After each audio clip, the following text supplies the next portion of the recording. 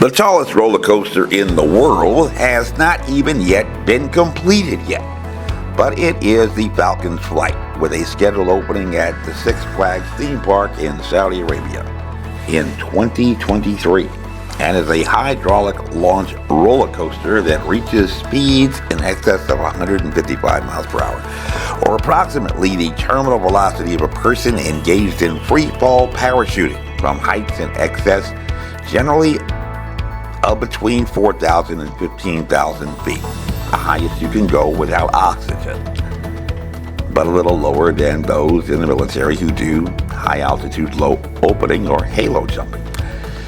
But the Falcon's Flight roller coaster in Saudi Arabia will only raise you to a height of 525 feet, a little above the standard height for a combat static line jump in a military combat zone, or 1/3 the height of a jump in training, about 1,500 feet AGL, where you also have to worry about adversaries that will probably be shooting at you, causing a little evolutionary pressure.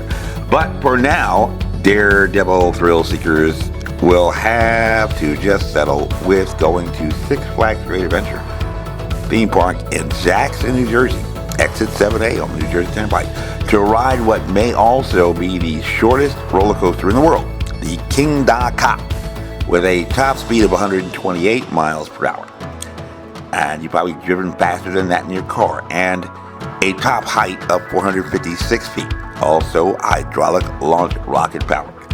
So if you are a daredevil roller coaster rider confronting your, as they say, demons and fears of mortality face to face, the big question is, are you an atheist not scared to go to hell like one badass congressman in Virginia named Beyer? Hello, my name is Major Mike Webb, and as the name might suggest, I have spent a little bit of time, spanning 2 decades in fact, which may be more than many in the military, and with a father who was both a pastor as well as a National Guard chaplain, state chaplain, rank of colonel. I have also had at least a little experience with matters of religious faith, a community of believers who suffered great losses during a roller coaster ride of global public health crisis, often described as pandemic, taking directions like in many theme parks from operators who were just children in experience with pandemic crises, and in which places of worship were closed to in-person services and worship fellowship as a result of sweeping government-imposed lockdowns and cancellations of what had been described as non-essential social gatherings, questioned by many and brought to court by others, during times acknowledged to be associated with fear, confusion, and despair. And at a time when even many adventure-filled theme parks were closed, afraid to die from a novel coronavirus, at least I can say, even if scared to burden hell myself as an evangelical Christian, I got the once-in-a-lifetime opportunity to head down to sunny Florida and go roller coaster riding in a pandemic. Also got 3 cases to the Supreme Court. And all evidence suggests that I neither died nor managed to catch COVID-19, not even in the pandemic infection hotbed of sunny Florida. Imagine that. Incredible. 1 in a million chance. But preparing to go for one more race around the pandemic roller coaster track, and looking back, by August 2020, around 20% of churches, having failed to make their provisions for a hereafter, closed their doors and will never reopen again.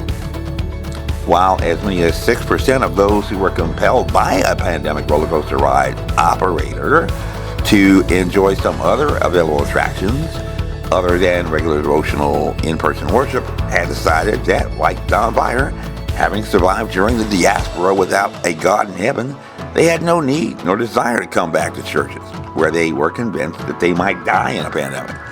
A roller coaster ride that these daredevils decided was simply not worth the risking of their lives. In times, as the University of San Francisco has reminded, are times historically associated with fear, confusion, and despair, actually making one vulnerable to undue influence. If you ever stood on a line for over an hour in a theme park in hot, sweltering sun during the summer, getting ready to be a daredevil and seek adventure, you may not have considered the fact that your chances of actually dying are very rare. I know, it's a surprise. And approximately 1 in 750 million persons per year can claim to have died on a roller coaster, then gone on to the hereafter to say they were not afraid of burning in hell. And the reason is because this is what military experts would describe as a managed risk, where teams of experts in science, guarded by years of experience dating back to the turn of the 20th century in Europe, France, as a matter of fact, when they had first appeared in theme parks, a novel invention that had been inspired by ice sledding in Russia in the prior century. So, not afraid to burn in hell or not, statistically, your badass vicarious adventure on a roller coaster is actually rather routine and sublime, even if it may scare the bejesus out of some people who don't follow the science.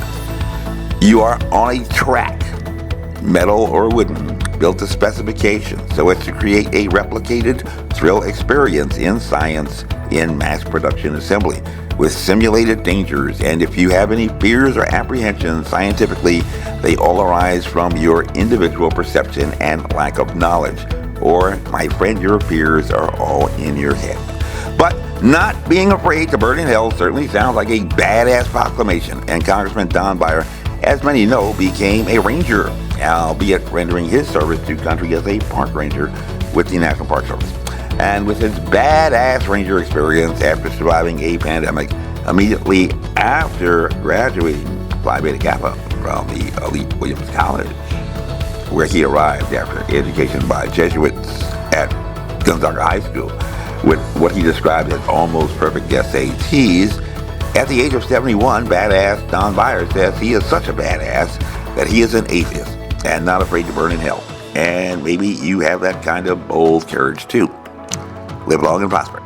Still, it is an empirical fact, my fellow Trekkies, that 75% of age-eligible Americans between the ages of 18 and 34 are even qualified to join the military, which Don Beyer did not, even during the conflict in Southeast Asia.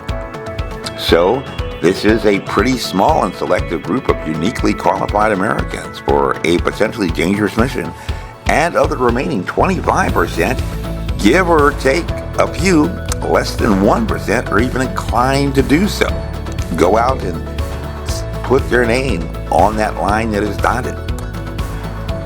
And while not, a lot of people talk, a lot of, tough stuff, but when it comes down to push and shove, not everybody is quite as badass as they say they are. And while not quite the same as riding a roller coaster in a theme park, according to a report published in the Occupational Medicine Journal, a science journal, in 1999, military parachuting has been recognized as a hazardous activity, oh my gosh, since it was first introduced in World War II. The scientists saying that. Who knew?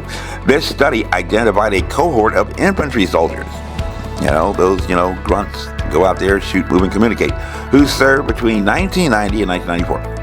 And after reviewing official military records, these scientists were able to determine that only 18% of the 329,794 soldiers in the infantry who had been separated between 1990, the beginning of Operation Desert Shield, and 1994, around the time that I've been enlisting and serving with the Ranger Regiment, those span of years, who represent less than 1% of the entire active duty U.S. Army, especially selected well-trained soldiers in an elite infantry, light infantry, special operations unit, ready to deploy anywhere in the world within 18 hours.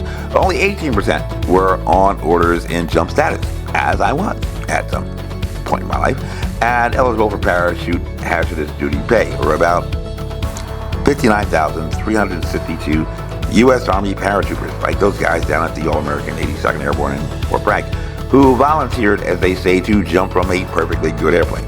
Why would anybody do that? Why do people stand on line for roller coasters? It's all gravity, trust me. And after some rigorous number crunching, they determined that if you were an infantryman, as I used to be, and on-jump status, receiving hazardous duty pay amounting at that time to only about $100 extra per month. You're not going to become a millionaire jumping out of a plane in the military. Your chances of injury was actually 20 times greater than anyone else in the entire infantry. $100 more per month to risk injury. 20 times more than anybody else. There goes some interesting calculations. So, if you are not afraid to burn in hell, knowing what you know, like apparently as many as now post-pandemic 29% of Americans, why do only less than 1% of the 25% who are even eligible and qualified to join the uniformed military services do so? Are they more of a badass than you? Maybe because you know that science well enough to avoid that associated risk. Have a pretty good understanding of that. You can see it, you can feel it. But you don't have to have somebody tell you that. You have that, just innate fear. But how that you can't deal with. But how much do you really know about religion, church, and God, which Don Beyer is proud as a father that all 4 of his children have rejected, and also none have joined the military? Would you bet your life on it? Would you bet eternity after the end of your finite mortality that people who have religion just can't accept? Can't handle the truth? That's an interesting existential question to keep in mind. But we are going to slip away, as they say in the airborne paratrooper community, and engage another target of interest for those not afraid to burn in hell: the freedom from religion, which requires even more than a bit of knowledge about science and some, probability of math, but also a bit of political philosophy, a little jurisprudence, and even a little history, which we're going to jump through really, really quickly here. A bit even beyond the highlights that Don Beyer uses, like the terror attacks on 9/11 by the terrorists who wanted to get virgins, or the burning of witches in the Commonwealth of Massachusetts, to understand and make an informed decision, be kind to witches, about what attorneys would describe in court as an assumption of risk, even if they say, you want a little fire scarecrow, where a reasonable person is expected, just love them, where a reasonable person is expected to have a duty to assess the risks and make a rational and informed choice. Don Beyer says that people who reject the theory of evolution are denying the science, which is actually a pretty well-developed analysis of empirical observations compiled by Charles Darwin in the 19th century, evolving science notwithstanding, and contained in his works The Origin of the Species. He also has another book, Senate Ban, promoting the ideas regarding natural selection, a term with which most should be familiar in the current public health crisis because it is the basis for the very success of a novel coronavirus that Rochelle Walensky, a medical doctor over 20 years, who has asserted that this virus isn't stupid, while even Dr. Tony Fauci has said that this virus, a single strand of RNA, a mere genome measured in nanoparticle units, which scientists call microns, 350 of which you could fit on a period on a standard sheet of paper, has fooled us before. Not Dr. Fauci, he has not been infected, but you may have been fooled, and some people that you know may have been fooled, because Tony is smarter than the virus. While human choices in natural selection with over 6 million fatalities worldwide have not served us well, and as the WHO director, World Health Organization director, Tedros Adhanom say that 3 times twice, Ghebreyesus had warned, surely we have learned by now that we underestimate this virus at our own peril. And indeed, we have almost 1 million Americans whose peril have contributed to the irreplaceable souls, according to the rest of it. And at least for those familiar enough with Darwinian evolution, despite easier to say than the director of the World Health Organization thing, despite still not having located what is often described as the missing link, just as elusive as the zoonotic source for a novel coronavirus, apparently, what has been described by the journalist H.L. Mencken, played by Jack Lemmon, in the movie adaptation of the play Inherit the Wind, as the Scopes monkey trial in Tennessee in 1925, and even the play and movie play a little fast and loose with the actual facts. most especially the finale, where the school teacher wins triumphantly at the trial, because in reality, while John T. Scopes actually recruited for money by the ACLU, won on a technicality after appeal to the state Supreme Court. The school teacher who wanted to teach evolution theory actually lost the case. Actually, he was more of a football coach who kind of did a little bit of science on the side. He wasn't even really a science teacher. He was just, some football coach who wanted money. But sometimes when the only history you know is what you saw in a movie or what somebody told you, Don Beyer says that somebody told him that Christians believe that the earth is 6,000 years old. Of course, he's not going to come up to you with the fossil record that he's examined. He just knows somebody told him that it's not 6,000 years old. But if you rely on, that history that you saw in the movie, if you want to bet your eternal soul on the history that you saw in that movie with Jack Lemmon, then something like that. Then no wonder you can say, like a badass, that you are not afraid to burn in hell. But for now, let's just proceed with Don Beyer's theory regarding being descended from monkeys and other primates. Booga booga. But gifted with the unique self-consciousness to be fully aware of our own mortality. It's not my time. When you know that, you're probably human. And a recognition that we don't have forever on this planet, which, as he says, causes others to reach at straws for comfort and consolation in religion, churches, and God. During a pandemic, I had a time of my life. I was going everywhere. Places were empty. Prices were cheap at hotels. Not quite as much of a badass as himself, of course, and his supporters at the Freedom from Religion Foundation, who boldly proclaim that they are not afraid to burn in hell. And if you take on a challenge of trying to get particularly into a Tier 1 law school, I don't know about other law schools, you are going to know that, like a roller coaster, the law is pretty much guided by a pretty determined and set track. Not too many surprises, which many describe as precedent, which is assumed under a doctrine of stare decisis, Latin term. And one pastor and an immigrant from Sweden with some serious traumas from childhood was in Cambridge, Massachusetts during a smallpox pandemic in 1905. And his attorneys for defendant error did not exactly understand how this whole law process works.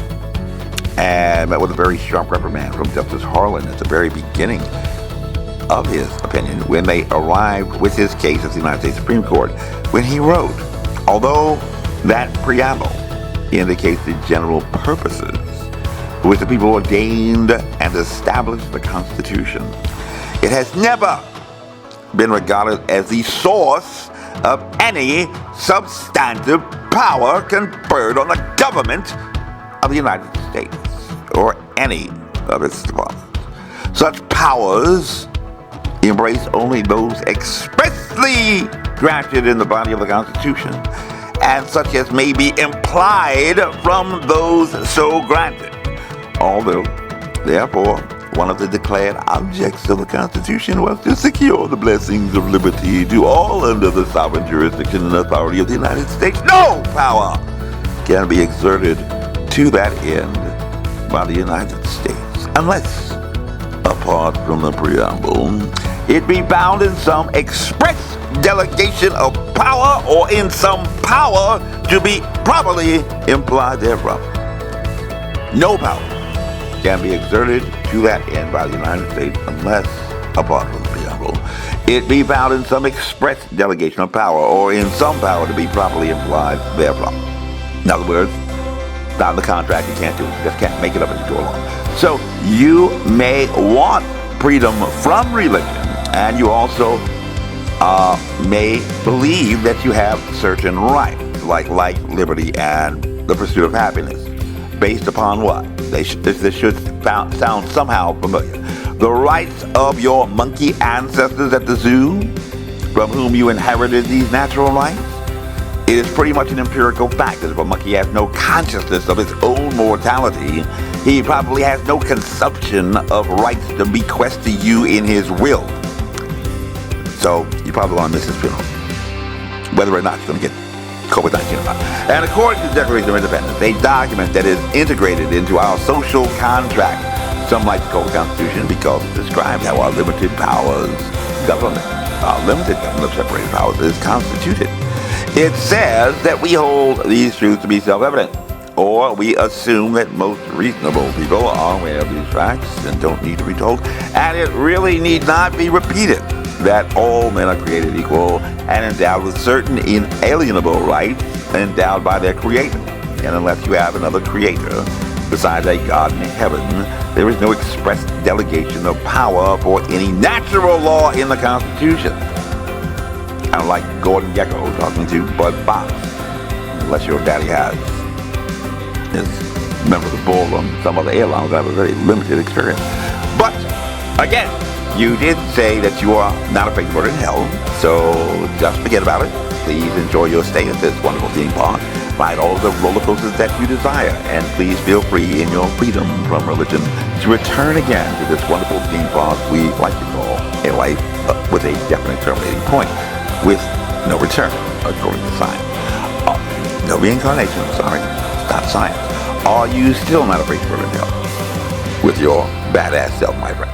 This briefing is unclassified. As you were, my name is Major Michael. By God, I am running for U.S. Congress. This year resolved to do the right thing, and we shall make America great again. Honest. Carry on.